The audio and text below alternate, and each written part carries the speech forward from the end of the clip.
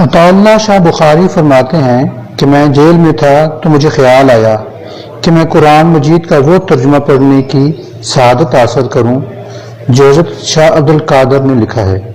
میں نے قرآن مجید جیل میں منگوایا اور پڑھنا شروع کیا۔ جب میں اللہ الصمد پر پہنچا تو اللہ الصمد کا جو معنی شاہ عبد القادر نے کیا تھا وہ میں نے اس سے پہلے نہ سنا نہ پڑھا تھا۔ حضرت نے اللہ الصمد کے معنی نراسترک لکھے ہوئے تھے جو مجھے سمجھ میں نہ آیا۔ میں بڑا بے چین ہو گیا۔ پھر مجھے خیال آیا جیل میں ہندو پنڈت بھی قید ہے، اس سے نراسترک کا معنی پوچھتا ہوں۔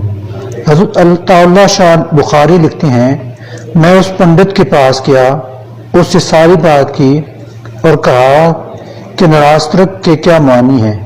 میرا پوچھنا تھا کہ پنڈت وجد میں آ کر جھومنا شروع ہو گیا۔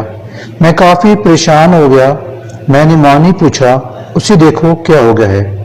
کافی دیر کے بعد وہ اپنی کیفیت میں واپس آیا تو میں نے اس سے کہا، اے اللہ کے بندے، میں نے تو نراسترک کا معنی پوچھا اور تو وجد میں آ گیا، ایسا کیا ہے؟ پنڈت نے جواب دیا، سن سکے گا؟ میں نے جواب دیا، کیوں نہیں؟ پنڈت بولا، تو پھر سن۔ نراسترک سنسکرت زبان کا لفظ ہے، اس کے معنی ہے وہ جس کا کام کوئی نہیں روک سکتا اور اگر وہ چاہے تو کسی کا کام ہو نہیں سکتا۔ اللہ الصمد۔ شاہ صاحب فرماتے ہیں اس کے بعد مجھے ہوش نہ رہا، پتہ نہیں کب تک میری یہ کیفیت رہی۔